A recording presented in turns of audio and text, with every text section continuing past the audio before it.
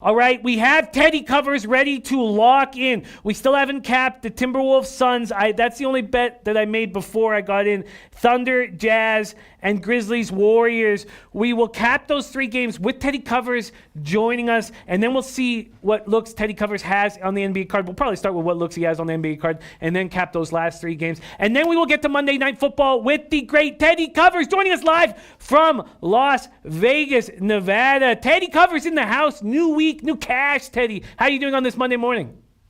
Well, I'm doing okay, Jimmy. It wasn't a great weekend by any stretch of the imagination. It wasn't a disaster weekend by any stretch of the imagination. So it's an okay Monday. How about you? I'm just very happy to be back. Very happy to be back in action. Got hit with the flu or food poisoning or something. So 72 hours. It was the first time I saw outside was this morning after going home Thursday night. So I'm feeling good and feeling motivated and excited to work. Excited to get to work. And, I often feel like how thankful we are that we do what we do, because I know so many people are like, oh, Monday morning, fuck. And for us, Monday morning, it's a new week, new cash. Let's get after it. I'm very happy to be here, and I'm feeling better, thank God. And I've got a few more games to cap in NBA. I want to start with NBA with you. Teddy, have you made any moves on this giant NBA card? I made one move. I'm tempted by one more, but I haven't pulled the trigger yet. The one move I made, I laid 3 points with the Golden State Warriors, man. Warriors haven't won back-to-backs all year. Not once. They haven't won many games. This is the first time the Warriors have 12 players on the floor together, They haven't had a 12-man roster with all the injuries. They got Draymond Green back there. And if you watched the game against the Bulls, I forget, what was that, Saturday, Friday? I don't remember what day it was. Such a difference in terms of the intensity of that team with their, multi-championship winner on the floor. Golden State hasn't won back-to-backs all year. They haven't won 2 games in a row all year. And I'm looking at this team right now. This moment may not be that case 2 weeks from now. Right now, Golden State, I think, is an undervalued commodity. And I'm looking to bet on the Warriors with a roster that is relatively healthy for the first time all season and showing some intensity for a team that hasn't shown any. Memphis, what do they want? 1 win their last 10 games. Morant may come back tonight, and that'd be a good thing because the money will come on Memphis. I don't think that he's going to fit in seamlessly. Curry had a pretty good defense against him last time. So I took Golden State minus the 3. That's the one that I played. I am still on the fence with and very much thinking about Oklahoma City plus the points at Utah. I know the Jazz covered on Friday. The Jazz are a bet against team. And, Inglis is going to play the point tonight. Conley's out. I think that number's a little rich. And the Thunder continue to play good basketball on the highway. So they've been money winners. They won. Yeah, my big concern is that they won last night. Now they're playing second of back-to-backs with the win already in their pocket. So I don't know that I'm going to get the window there, but the only way I would bet that one is to fade the Utah Jazz off a rare point spread cover. Oh, I just love that you've started with those 2 games because we had not got to them yet. And the Warriors, Grizzlies, both of them I find very interesting, but especially this Grizzlies-Warriors spot. So the Warriors have Draymond, D'Angelo, and Kevon back. So Looney too. They beat Chicago at Chicago on Friday, and you talk about going for 2 in a row. And the one spot I wanted to talk about here, and Grizzlies don't look good. They've lost 9 of their last 10. They lose Saturday night in Utah by 14, 126-112. Lose 3 of 4 since losing Morant. Lost 3 straight since losing Clark. I mean, Clark would be a special spot here tonight because he was, so good at San Jose State, but before he moved on to Gonzaga. Grayson Allen getting more time. Who cares? Grizzlies, Warriors, though, I was surprised to see that Warriors' pace over the last 5 was last in the association. And then you're going to get if John Morant comes back, I wonder if the rhythm will be a little out of whack for the Grizzlies. So you have a Warriors team that's last in pace, And then you have Ja coming back, possibly messing up the rhythm, and they're showing us a 218.5 or a 219 total. It was making me lean towards the under and wanting to make a move on the under. What do you think of making a move towards the under as well as your on top of your Warriors -3? I certainly wouldn't talk you out of it. And again, these two teams played last month in Memphis. Total was 222. Game stayed under when they finished 209 in that ball game. And it wouldn't. And again, the defense that Kerr threw at Morant gave him trouble in that game. And we're talking about Morant coming back after missing some time. I'm not expecting him to be in full rhythm. And that Warriors pace is a really good, these little tidbits where, hey, you know what? Their last couple of games, the pace isn't what it was. That's how you make money in the NBA. It really is. Everyone's looking at, the season-long stats say the Golden State total should be right here. Yeah, but it's not season-long stats today. It's what they're doing right now. And right now, they're cashing unders. 4 straight unders, 6 of their last 7 under the total. Wouldn't talk you out of an under in this one, not at all. And should the final, the John Morant being in or not being in, both of those angles I like towards the under. Yes. I'm going to make a move on this under right now. I'm getting a 219. There's a 219 on the board. Let me just quickly line chop, and I'm so happy that you started with these 2 games, Teddy. Okay, under 219 at -110. That's available at Bookmaker as well as Bovada. Okay, so under 219 at -110. Okay, beautiful. Now let's move on to this very interesting Thunder Jazz spot. Move back to spreads and totals here. Sportsreview.com SBR odds page. And the total opened up at 212.5, now down to 210.5. Jazz opened up at -8.5, and they're down to -8 at almost all the books. Pinnacle still hanging the 8.5. Utah dropped 5 of their last 7, regardless of their win over the Grizz on Saturday night. Still no Conley, which means Inglis is their offensive playmaker, and I love watching him because he's so slow. I mean, he moves so slowly out there, and 10 assists. He's such a smart player. I do like him, but I laugh at watching him. Moutier is not somebody I trust at all. He goes for 11 and 7. I can't think of 2 more polar opposite ball handlers than Moutier and Inglis. Utah's lost 3 straight games prior to that Memphis one. Jazz made 19 of 34 from beyond the arc against Memphis. They're not going to do that again. Oklahoma City on the second half of the back-to-back. They've won 2 straight. They're still missing Turd Ferguson. Abdel Nader started in Ferguson's place in Portland, 7 points, 19 minutes. But they're getting play from Chris Paul, who you can't count on in the second half of a back-to-back. And that's my only issue. I don't even know if he's going to be in the lineup on the second half of a back-to-back. That's what's holding me off. Do you think that we wait to hear about Chris Paul, or do you think that the market's telling us by going from 8.5 to 8 that he's going to be in the lineup? I haven't seen any indication that Paul's going to sit, and he hasn't been sitting in previous back-to-back situations for OKC. And OKC's been real good in previous back-to-back spots. And that's definitely something that I pay attention to. What's your track record in these spots? We saw them second night of back-to-backs. They had to play the Clippers and then the Lakers. And they had a tight game against the Clips. Came back the next night against the Lakers, plus 11. They lost by 5, right in the game throughout. There was another one against the Bucks. They were coming off a win against the Warriors. Didn't cover. They played Milwaukee. 2-point game. Covered plus 8.5 in that one. They had another one. What was that? It was against Houston. Again, a step-up game. We're coming off a win again against the Warriors. They had at the Rockets. They lose that game by 4, plus 10. Wire-to-wire cover. I remember when they played at Utah earlier in the season. That might have been opening night I was watching that game. And they were right there with the Jazz throughout.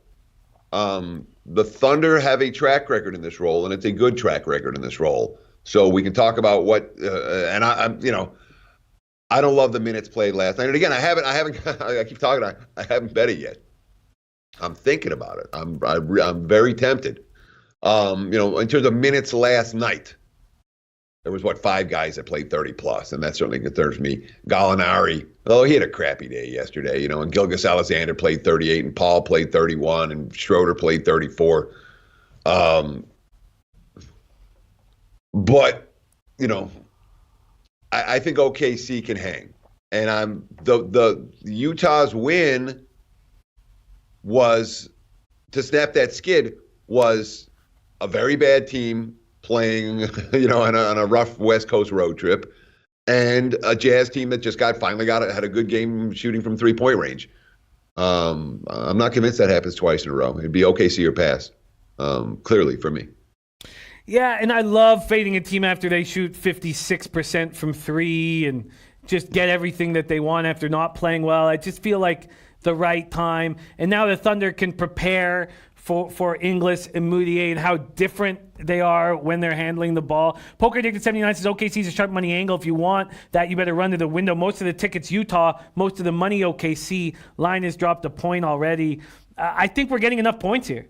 And there's still an 8.5. Let's see what the juice is on that 8.5 right now at Pinnacle. I'm going to pull the trigger. This just makes sense to me. Plus 8.5 at minus 111, and I'm in. Plus 8.5, minus 111. The Jazz are a streaky shooting team.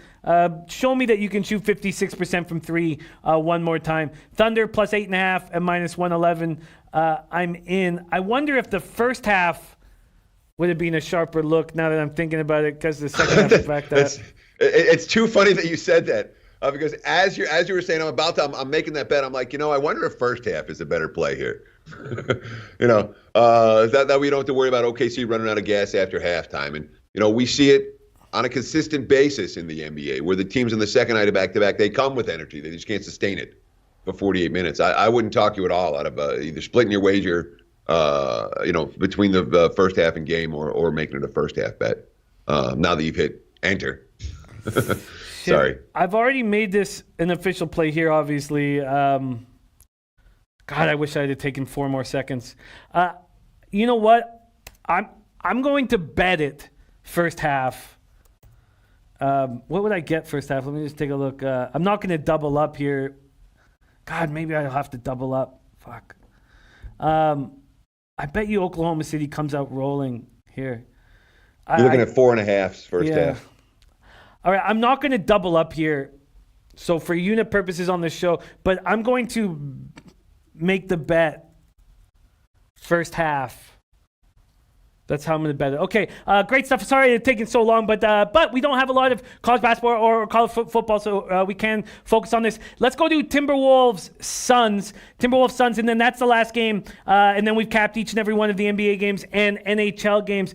Minnesota Phoenix. Sorry, let's go to full game spreads and totals here on SBR odds page. And we are getting Phoenix opening up at -4. There are 3.5s across the board now. Just a 4 left at Pinnacle. This total sitting at 234. There is a 235 here at Heritage, a 235 here. And Dan Kelly says, don't bet first half. Full game is better. Says, no, full game, definitely better play. Okay, okay, interesting. Very, very interesting. Gives me pause. Thank you for sharing that with me, Dan. Dan pumping the numbers into his computer. That's what 40 years of numbers can get you. And thank you, Dan. I will take that. I will heed your advice. Okay, Timberwolves Suns. Okay, the first thing I did this morning was I took Devin Booker over 26.5 points. He has 3 30-point games last 8, 4 in the last 10. But I love him going shot for shot with Wiggins. Yep. I love it. So I already jumped in over 26.5 points at -120. That was available at Bet365. That was the only bet I locked in this morning. Pace, Suns are last 5 or 5th in the league. Pace last 5 for the Wolves. They are 11th in the league. Suns coming off a tough 115-109 loss, led by at Houston on Saturday night. They were, I don't know if it was their defense, perimeter defense on Harden. I didn't watch the game, but Harden couldn't score, still put up 18 in the fourth quarter. He went like 3 for 18 or something like that. from the field. Shot terribly. Booker scores 35 against Houston after scoring 44 against New Orleans. He's just rolling. No Baines, no Mikal Bridges, no Baines for sure. He's not expected to play, but Dario Saric and Mikal Bridges are questionable. Wolves on the second half of a back-to-back. Will they be able to defend the perimeter?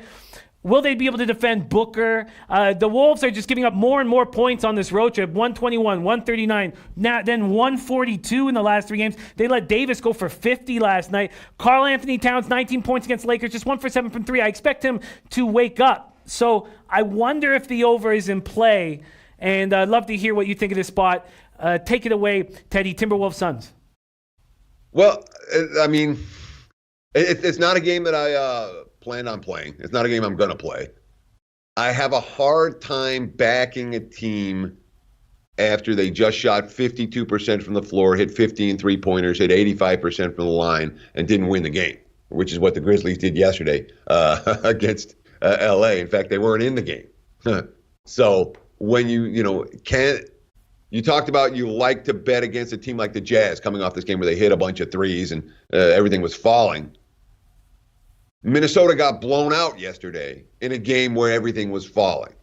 Okay, so I'm not in any rush necessarily to get back in the T-Wolves. The only guy to play 30-plus minutes in that game was Towns, so they're relatively fresh for the second of back-to-backs. That being said, if you read the post-game quotes from Minnesota after getting walloped by the Lakers yesterday, they're talking the talk about bringing the appropriate level of intensity tonight and playing a little defense tonight, which is something that they haven't done. And it is a Suns team, as you mentioned, that is on the second of back-to-backs. They're coming off a hard game themselves against Dallas. I had them on Friday in the game at New Orleans where they had a 20-point lead and let it go in the fourth quarter. They were able to win in overtime. And that's not back-to-back. Sorry, they played at Houston on Saturday, not yesterday. It's Minnesota on the second of back-to-backs, Phoenix not. But I had the Suns in the game at New Orleans, and they got there. They got there in OT, and it was Booker who hit a bunch of shots, and I love the Booker prop.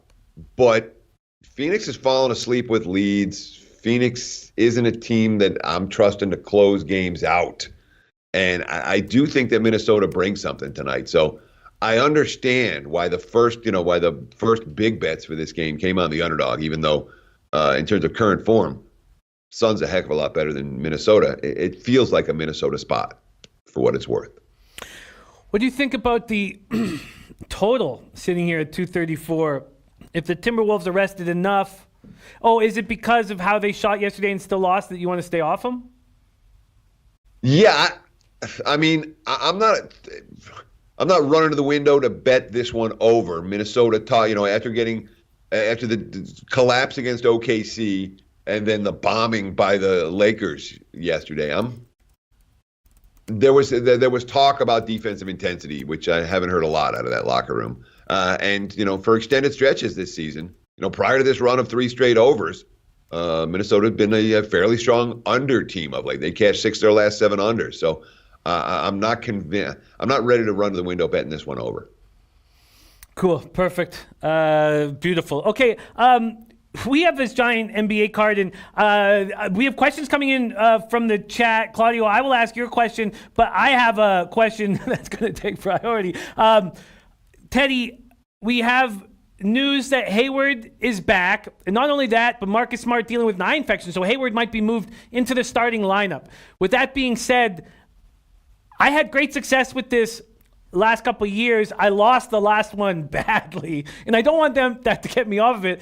But I'm interested in taking the Cleveland Cavaliers first quarter after they got destroyed by 47 points and Bayline talking about how they're just getting beaten by better teams. And he did sound a little defeatist after losing 6 straight. But after getting just annihilated, I'm thinking about taking the Cavaliers first quarter at Boston tonight. Smart dealing with the eye infection and Hayward likely inserted in the starting lineup. What do you think of that look? I mean, There's going to come a time this year that we're going to make money on the Cleveland Cavaliers, okay? I don't know when. But, in terms of I can't point my finger, this is when the time is that Cleveland's going to figure it out, but they will figure it out. It is a very young team. They are a bunch of guys in new parts. And frankly, I think they'd be better if they traded Kevin Love. Well, I have my own opinions about Love. He's not. There aren't many more overrated NBA players. I'll just leave it at that. So I look at Cleveland as a team that offers some potential somewhere. I don't know if it's now, though.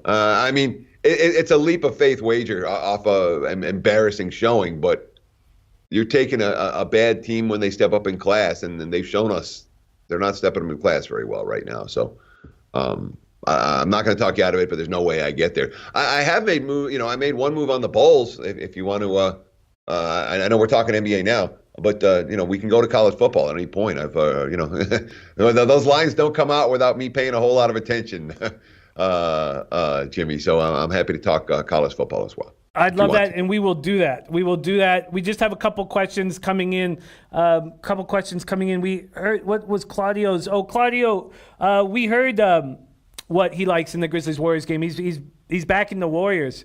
So we've already heard that, Claudio. Sorry, I wasn't focused there when you asked that question. And then we have a question coming in from David Stewart, wanting to know about this Clipper spot. It is an interesting spot, and then we'll move over to college football. Absolutely, Christopher Comentini. I apologize. We'll get there very, very fast, but I find this NBA card extremely exciting, and the Clippers-Pacers spot made me. I tell you what I'm not going to do it, and a lot of people talking about how the Clippers give you value here. It doesn't matter if George or Kawhi are out, because one of them is going to be out for sure, because they started another 3-4 on Wednesday, sitting here on second half back-to-back. But Pacers play up to their competition, play down to their competition, and now we have confirmation that Malcolm Brogdon is in the lineup.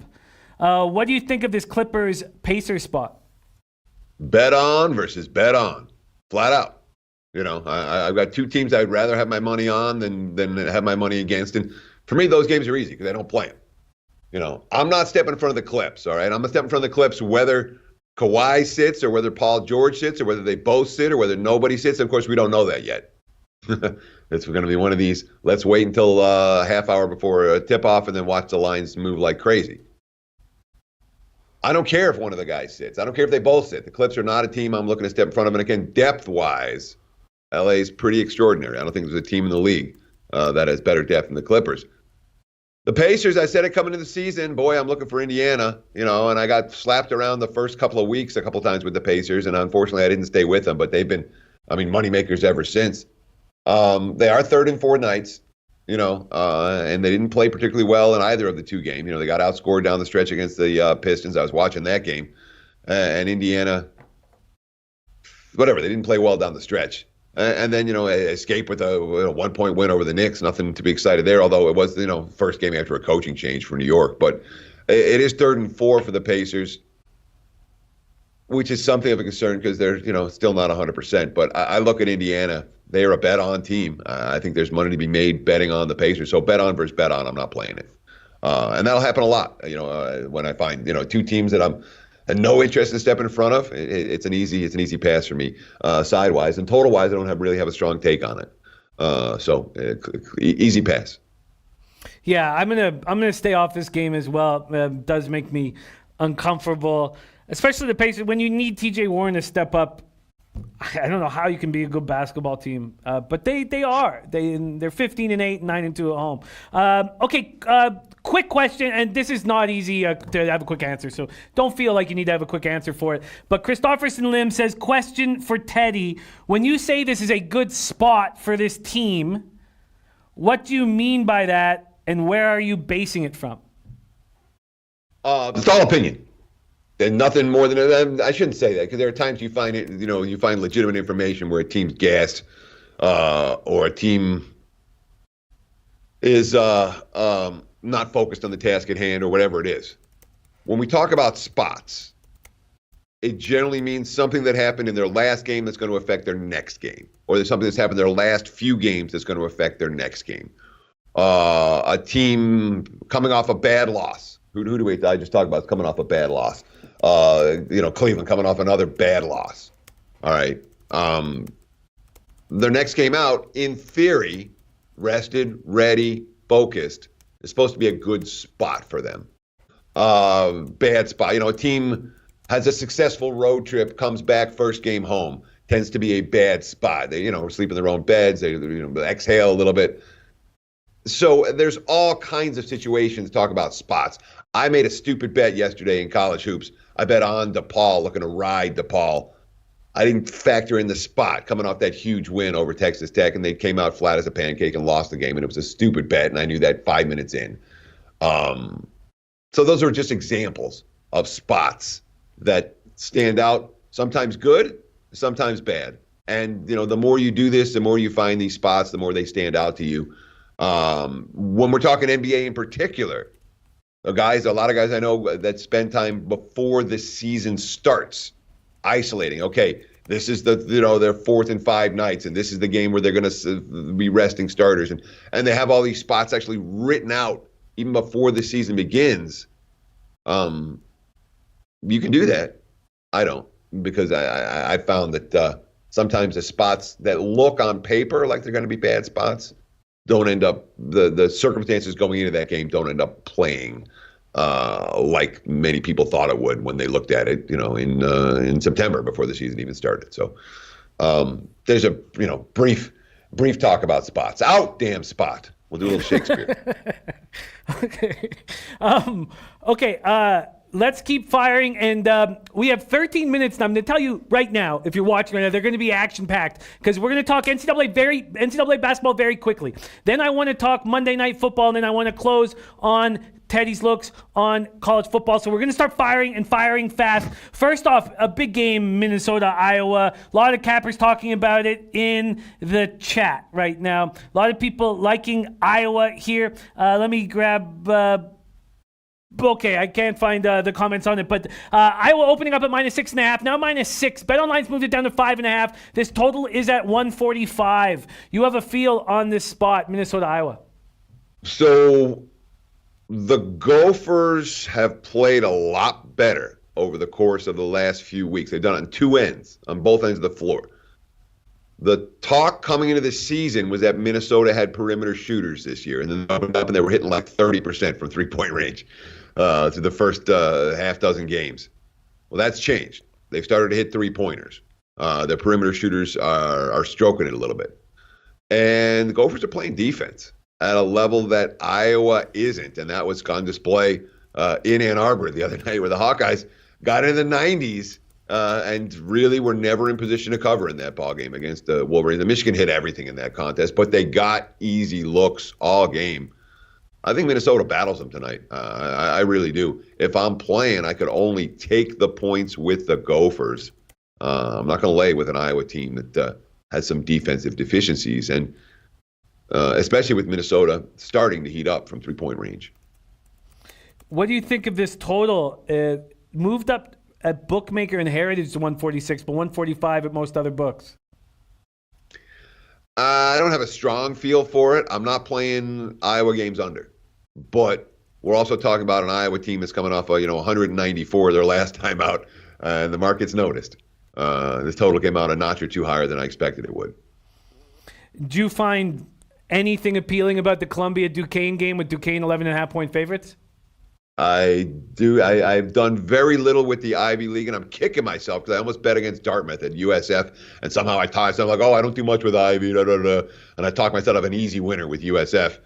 I should have had a monster weekend in college hoops, and instead I had an okay weekend, which is annoying to me. But that was one that I threw out. But the Ivy League is not a conference that I've done a lot with, so I don't tend to get involved in Ivy games. All right, there is our college basketball. Let's move on to the big Monday nighter first. Lowbagger, OG Lowbagger, Miss J says, Jimmy, can you tell Teddy I'm a fan? He's got style. All right, that's from Miss J giving you love. Teddy covers. All right, let's move on to this Monday nighter. Giants, Eagles. Eagles open up at -8.5. Now they're at 9.5 at most books. 5 dimes giving it a 9. This total is at 47. It's now 45.5 at Pinnacle, down to 44.5 at other books. I'm very interested in this spot, and I'm trying to stop myself. I shouldn't say I'm trying to stop myself, but Aldrich Rosas was a Pro Bowl kicker in 2018. He's got a big leg on him. He's kicked almost no field goals on the road this year, and it's going to be raining, and Eli Manning is not going to be – I don't expect Eli Manning to do a bunch of magic in the red zone. I know that the Eagles are very good stopping the run, and to me, if the Giants get into any kind of scoring position, I expect them to get stopped, and Aldrich Rosas, who has a giant leg, and it's not been good this year, but it was Pro Bowl quality last year, is going to be able to kick a few field goals. Over 1.5 is plus 137. Over 2.5 is plus 450. I could put $100 on both. If he kicks one field goal, I'm going to be sitting there licking my chops for cash coming my way. I'm thinking of making that move. I'd love to hear you touch on it. I know it's sort of an outside-the-box move, and I'd love to hear you touch on this game in general. Monday nighter, Giants, Eagles. What do you think? So your field goal prop correlates with the Giants plus the points, because this is the story, and I've seen this from with Shermer a couple times already this year, where the Giants are down 3 touchdowns or they're down 3 scores, and the field goals are out of the equation. They're going for it on 4th down. So if the Giants are hanging and kicking field goals in this game, it means that they're in the game, which means that your field goal prop correlates with Giants and you're betting on Eli. So recognize that. And I'm hearing a strong sentiment in the betting world. I've lost enough money backing Eli Manning, which I don't necessarily disagree with. With the game itself, I can't lay with Philly. All right. Must win. Okay. We've seen how the must wins have worked for the Eagles. Must win last week against Miami. Pass defense that I'm trying to figure out which is going to be worse. Is Eli taking shots downfield, or is he dinking and dunking? And if he takes shots downfield, there were receivers wide open for 4 quarters against Miami last week. Really for 3 quarters. The first quarter, the Eagles' pass rush was there. But their secondary got torched, and they had played better. Maybe last week was just a bad game. Fitzpatrick certainly looked okay yesterday, and Miami covered wire against the Jets pretty much. But Philly's defense is not Philly's secondary is not a let's lay more than a touchdown with them secondary. It's not. The weather's supposed to be shitty. Eli's going to dink and dunk, which is going to take me off the over. The over here makes a ton of sense. I do think Philadelphia is going to be able to chuck the football around. I think their offense will put points on the boards. But when we're talking about rainy conditions and significant wins, the over is not as attractive. So if I had to make one bet tonight, it would be over. But I'm not betting the over. I don't have to make a bet tonight. Not on this. I'm involved in the NBA, and that's enough. Yeah, I hear that. I hear that. Let's get the last look at what the weather is going to be like this evening here at showers. I'm seeing moderate rain and winds in the 10 to 15 mile an hour range. Steady winds in the 15 mile an hour range, blowing from the southwest. So I have the rain stopping here. Let me just pull this up. I have the rain stopping. So Stelio Conto says Giants will treat this as a Super Bowl. Prince of the City says it will be raining all night here in Philly. I have the rain stop. Oh, sorry, that's Tuesday. Shit, what am I doing? Sorry, my fault. God, I was on Tuesday. Showers. And but I have the rain stopping on Monday, yeah. I have the rain stopping here at about 3 o'clock or 4 o'clock. So, okay, so we shall see. Prince of the City, it's raining already. Will be raining all night.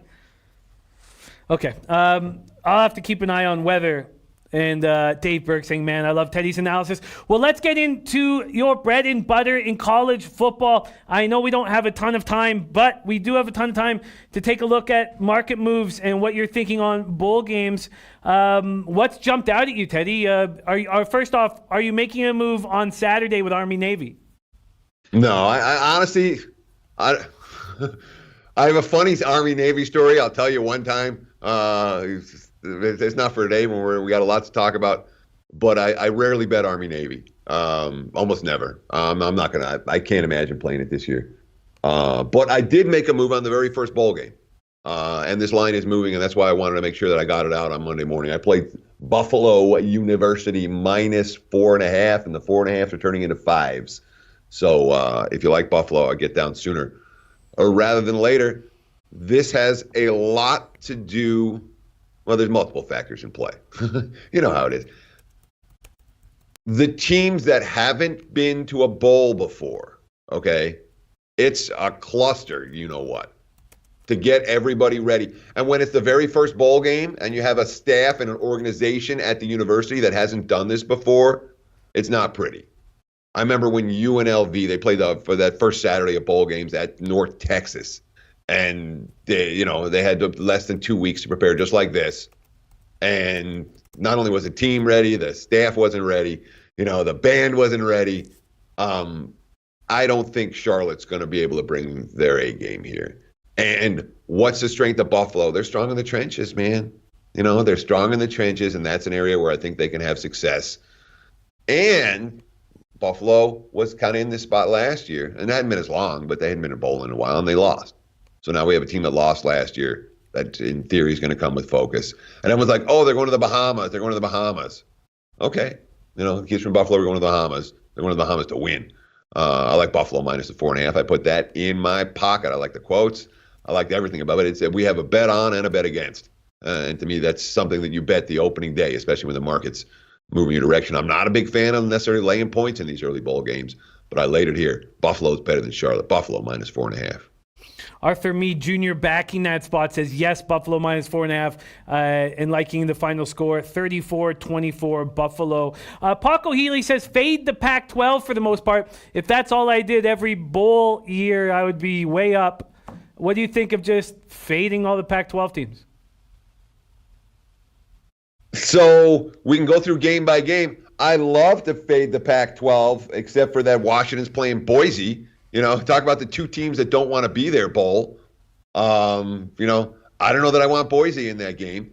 What was the one? There was Cal. I wanted to bet against Cal. That was one that stood out to me from the Pac-12.